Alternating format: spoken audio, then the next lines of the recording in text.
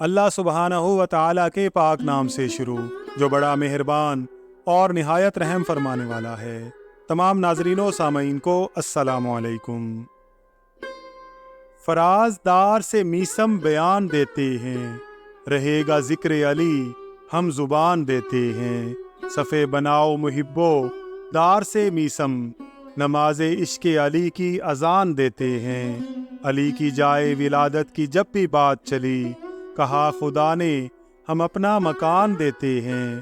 لٹا کے گھر کو یہ بولے حسین دنیا سے، ہم اصول پہ اسی طرح جان دیتے ہیں۔ ناظرین اکرام، حضرت میثم تمار اجمی النسل تھے اور بنی اسد کی ایک متمول خاتون کے غلام تھے۔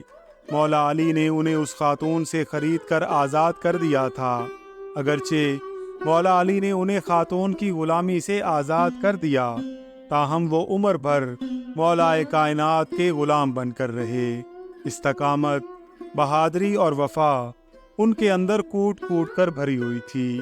جب وہ غلامی کے دور میں تھے تو ان کو سالم کے نام سے پکارا جاتا تھا۔ جب مولا علی نے انہیں آزاد کرایا تو انہوں نے ان کو اپنا نام سالم بتایا تھا، جس پر مولا علی نے فرمایا کہ رسول خدا صلی اللہ علیہ وآلہ وسلم نے مجھے خبر دی ہے کہ تمہارے ماں باپ نے عجم میں تمہارا جو نام رکھا تھا وہ میثم تھا۔ میثم نے عرض کیا، جی ہاں، خدا اور اس کے رسول اور آپ امیر المومنین نے سچ کہا ہے۔ خدا کی قسم، میرا نام وہی یعنی میثم ہے۔ مولا علی نے فرمایا کہ اپنے نام میثم کی طرف لوٹ جاؤ اور سالم کو چھوڑ دو، ہم تمہاری کنیت ابو سالم رکھتے ہیں۔ حضرت میثم کوفہ میں کھجور فروشی کا کام کرتے تھے، اس لیے آپ کو میثم تمار کہا جاتا ہے۔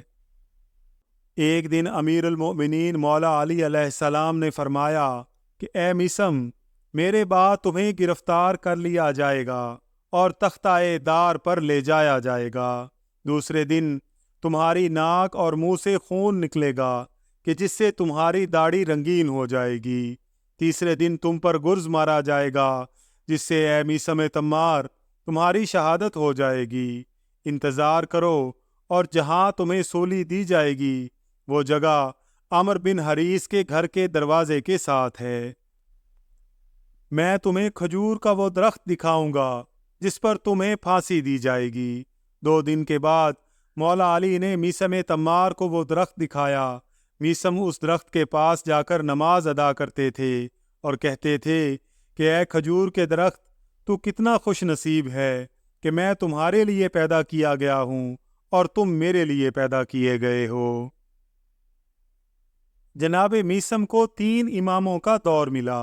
ہجرت کے 7ویں سال ان کی ولادت ہوئی۔ حضرت امام علی، حضرت امام حسن اور حضرت امام حسین کی صحابیت کا انہیں اعزاز حاصل ہوا۔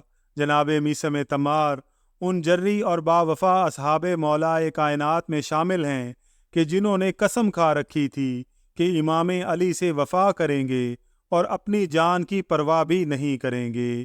جب عمر بن حریث اور عبید اللہ ابن زیاد نے جناب میثم کو گرفتار کیا اور سولی پر لٹکانا چاہا تو خندہ پیشانی سے وہ سولی پر گئے۔ اسی اثنا میں مجہول الشجرہ حاکم کوفہ نے پوچھا کہ تمہارے امام نے سولی کے علاوہ کیا خبر دی؟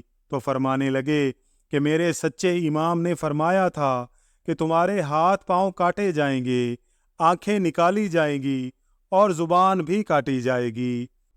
تو حاکم کوفہ نے کہا کہ تمہاری زبان نہیں کاٹوں گا تاکہ تمہارے امام کی پیشین گوئی سچی نہ ہو۔ 3 دن تک انہیں سولی پر لٹکایا گیا۔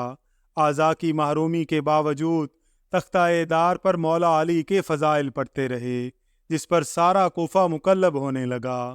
حاکم کوفہ کو خبر دی گئی کہ تھوڑی دیر اور تختہ دار سے مولا علی کا ذکر ہوتا رہا تو کوفہ میں بغاوت ہو جائے گی، جس پر حاکم نے جلاد کو جناب میثم کی زبان کاٹنے کا حکم دیا، جس پر مجمع کی طرف متوجہ ہو کر آپ نے اپنی گرجدار آواز میں حاکم سے پوچھا کہ زبان کاٹنے سے پہلے یہ بتا کہ کیا میرے مولا نے سچ نہیں کہا تھا؟ جس پر حاکم اور اس کے سارے کارندے شرمندہ ہو گئے۔ ایک روایت میں ملتا ہے کہ جناب میثم کو 72 گھنٹے سولی پر لٹکانے کے بعد گرز اور خنجر مار کر شہید کیا گیا۔ کوفہ کے چند کھجور فروشوں نے رات کی تاریکی میں ان کی لاش کو دفن کیا۔ حضرت میثم تمار کے 4 فرزند تھے، صالح، شعیب، عمران اور حمزہ۔ یہ چاروں اپنے والد کی شہادت کے بعد اہل بیت کے وفادار رہے۔ اللہ ہم سب کو سیرت میثم تمار پر چلنے کی توفیق عطا فرمائے، آمین یا رب العالمین۔